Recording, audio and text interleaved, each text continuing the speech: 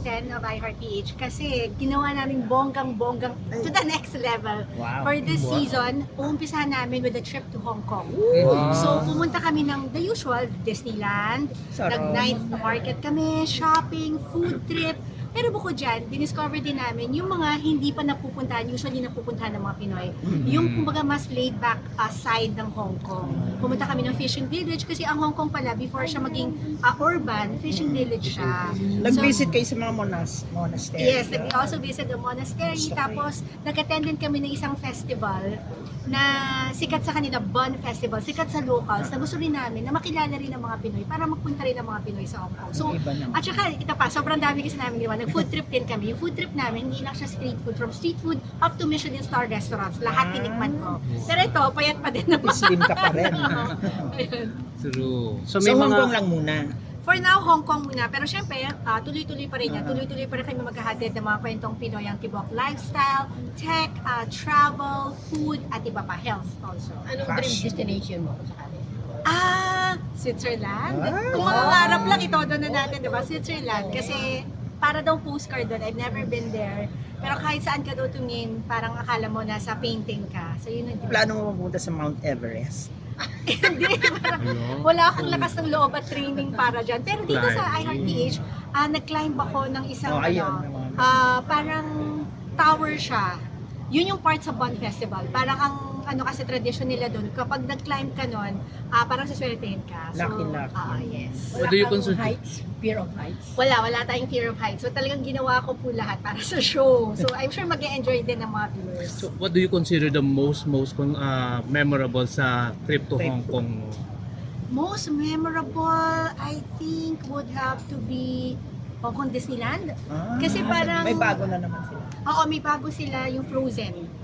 Tapos parang Si yung, Elsa. naalala ko kasi, yung first ever na nagkaroon ako ng sweldo, 20 plus years old ako, dinala ko yung mom ko sa Disneyland. So parang may nostalgia factor siya. So nakabalik ulit ako sa Hong Kong Disneyland mismo. So masaya.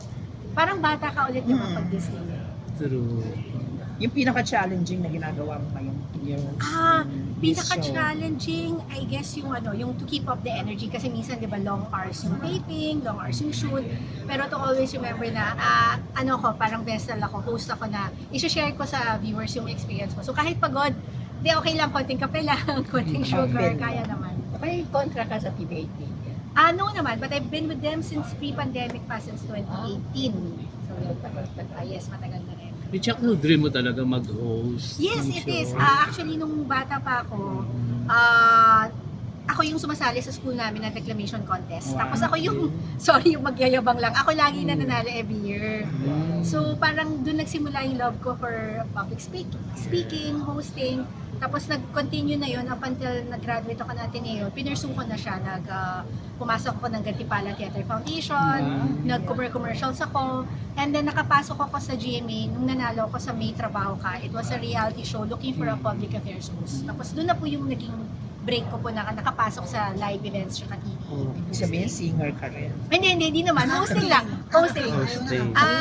Hindi na po parang, feeling ko po strength ko po talaga is Hosting. hosting. So doon po tayo sa kung saan tayo Tony Gonzaga. komportable.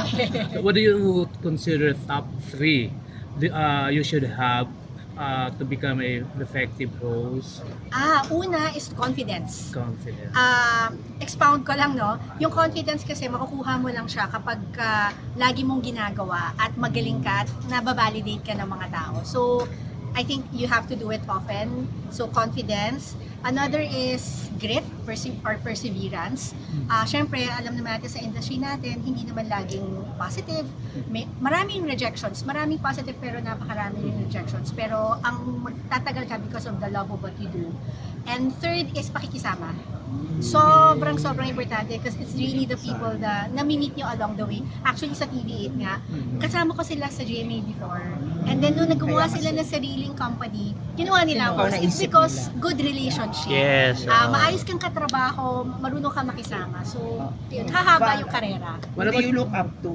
Sa host, Yung peg mo. naisip ko Local and magiging si Chris international. Aquino. Oh, the super queen of favorite ko siya. The queen of talk. Why, Chris? Namit niyo mo na.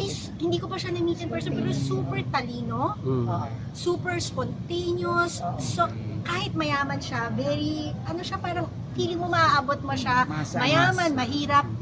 Tuwang-tuwa kay Miss Chris Aquino. At ang galing niya, game show, talk show, at ang pinaka-importante kasi, bukod sa magaling siya magsalita, very knowledgeable siya. So kahit anong topic iba to sa kanya, kayang-kaya niya. Kaya yun yung talagang parang peg ko. So, yun ang peg mo talaga. Yes, yes. I hope she Gumaling. stays healthy. Yun lang. Do you see yourself in Chris? In Chris Aquino, In any way? siguro yung passion for talking, passion for hosting, yun siguro. Pero ang layo, parang siguro kahit 10% lang ni Miss Chris Aquino sa talent and skill, I would be very, very grateful na. What's one destination that you featured in I iHeart Philippines that totally changed probably your perception in Filipino culture and history? Wow, what a question Miss na. Universe. Actually, ang pinuntahan namin na Bohol na Chocolate Hills. Brown pa ba Kasi siya? you travel so Oo. there must be something that Yes. changed your Yung perception. Chocolate Hills kasi, nakikita ko lang dati sa mga books, diba, natin nung elementary.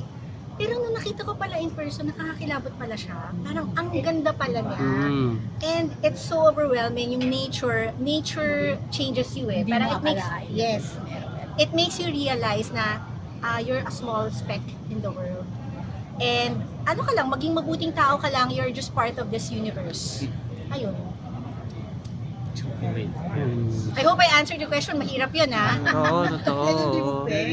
Ano ba? Ay, Sobrang, pinasok, parang may 999 na tao na ang nagsabi na kamukha ko si Miss Oo Luna. nga. Pero syempre, ano din yun, idol din yun sa pag-hosting. Ang Have you galing-galing met her in niya. person? I haven't. Do you I wish, want to? Yes, Ayan. of course, I would want to Siya meet yung her. Baka jowa ni Alex. magsabi ka niya, ano to, salamin? Charot. Pero yun, I am very grateful kung ma-meet ko siya. Syempre, ano rin siya, lodi rin siya pagdating sa Are you hosting. still single? I'm married. Married na Paano siya. yung ng husband mo sa'yo? He's a businessman, but he's very, very supportive. I think yun yung importante na makahanap ka ng partner na susuportahan ka sa pangarap mo. Yes. Na hindi ka niya ililimit, hindi niya i-clip yung wings mo. Instead, ipupush ka niya. At actually, siya lagi nagbibigay ng advice sa akin sa style kasi stylish siya eh. So parang sabihin, hindi bagay yung ganyang suot. Oh, talaga. Pero hindi siya, street shop. Dex. Meron naman ganyan. Salamat. May kids wala You pa. have kids, wala. So sumasama ba siya sa'yo? Hindi. Hindi na. Busy din, As no? in, no, he's not here. Like, Okay, ano talaga sorry. kami. Busy siya, busy rin ako. Independent people, but when we come together, we're like a team. Valerie, kanina na-mention mo yung rejections. Ikaw pa paano mo hinahandle yung mga rejections na dumarating sa buhay Meron pa mo? ba? Meron na bang ba? Meron ba? Oo, may mga rejections pag iiyak na po. Charot, medyo ka. Hindi.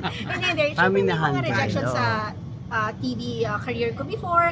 Like, kunyari, one day, nasa may trabaho ka, the next day, Wala, madademote ka or oo. something like that. Siyempre, malulungkot ako. Embrace ko lang yung sadness, hindi ko siya ine-neglect for maybe a few days. After nun, move on tayo. And actually, the reason why I keep continuing is because I really love what I do. Yun lang talaga yung reason. It's not for the fame, it's not for the money, it's not because it's glamorous, but because I love So you're hosting. enjoying it. Yes, Do you see definitely. rejection as a redirection as well? Ay nako, ito siya na yung pinaka-best ano mga questions. Yes. Minsan redirect ka eh. But it also sometimes it's a test of gaano mo ba kagusto, gaano mo Yes. kagusto mag-persevere. Kasi everyone will have rejection. At the end of the day, hanggang saan ka kakapit because kaya mo or gusto mo. Okay. 3 things I heart want to. Okay. I heart family, I heart health, and I heart peace. Family. Tapos sinama mo yung iHeart Philippines. Kasali So, din. kasama niya yun. May acting ba? Wala pang Wala, opportunity. kaya niya eh. Ayaw niya. Kung meron, malay mo, di ba? Gusto naman. Pero pwede. Mag-host, pwede. tama. Host na Pwede, lang. of course, kasi nagteatro ko before sa O yun nga, Gantimpala. Gantimpala ka pa man din. Naka 2 to 3 Nabago na years yung din ako. sagot. Nag-ano ka, Anong ano? si Laura of Larante at Oh, Laura. Laura. Nag-Laura siya. Nung bata-bata ako. Pero yung opportunities kasi dumating sa akin is hosting eh. So, yun yung talagang Yun ang talagang ginagawa. yakap. In-embrace niya. Ako yung SOCMED mo, so siyempre, Yes. for Ayan, sure, pati merong invite. mga something nega na Mga bashers. bashers. So, Ano Binablock ko binabasa na yun? lang. Saan hindi mo nabasa? ano eh, syempre I mga think binasa niya kasi negative. binlock niya. Oo, Oo. syempre nagbabasa ko naman. Binablock ko na lang kasi Pinakamasakit. ayoko ng Ayaw mo ng ng negative. negative. Oo. Ano yung nasaktan ka talaga? Wala. Oh, hindi na ayoko sagutin. Pero ano kasi yung nasaktan ka talaga? Oh, the most. ganun lang naman. Extreme. May konting kurot. Kurot. Oo, Pero kurot. ano kasi, like ko Personal. tinatandaan na kung bibigyan ko ng energy yung mga basher, ba't di ko na lang bigyan ng energy yung mga nagsusuporta? Sila na lang i-reply ko kaysa yung mga basher. You have Tsaka, to leave them powerless by not Exactly. replying to them. Oo. exactly. At saka wala silang face eh. Ako, nasa public ako, tapos Yeah, pag ni-reply oo. ko sila, wala namang makakaalam kung sino sila. Ako, nandiyan. Tsaka ako. haba lang. Haba lang. So, not worth my time. How do you maintain your beautiful face? Hi. And sexy body, 25 ang waistline. Grabe. At married. Oh. I always work out. Lagi po ako nasa gym. Tapos, Anong mga ano mo sa gym? nagbubuhat po ako ng weights, four times a week, cardio every day, and then, ingat din po sa pagkain. Alam mo naman, Oo. syempre, habang tumatanda, kailangan, ano pa rin tayo, laban pa rin tayo. How young are you if you don't mind? What's my favorite color? Pink! Yun na lang isasagot ko. Lahat, isasagot ko, except Wag lang yan. yun. Pero dali, Ano na It's a birthday mo? privilege Walang getting year. old. February 10, February 10. Oh, love oh, mo. malapit kay Chris. Oh, yes! Yes. Mag-Valentine siya eh. Oh, yes. Sana ma-meet ko siya in person. Who knows? Malay mo makakulab pag okay na siya, di ba? Unahin lang muna natin yung mas malakas. Oo, Tony. Correct. In the future ba? Anong gusto mo message na ipaabot kay Chris? Kasi Kay Miss Chris Aquino, ang message ko for Miss Chris Aquino, thank you for being an inspiration, not just to me, but to so many people. Stay strong, stay healthy, all the best to you. Ano message mo kay Tony Gonzaga? Hindi kasi you also look up to her, di ba? Yes. Kaya mo At yung Dodi din magkamukha siya. kayo. Sana ma-meet ko siya and matuto ako ng mga tips sa kanya pagdating sa hosting kasi napakagaling din niyang interviewer. Napapanood ko rin siya sa YouTube channel niya. Tony Talks.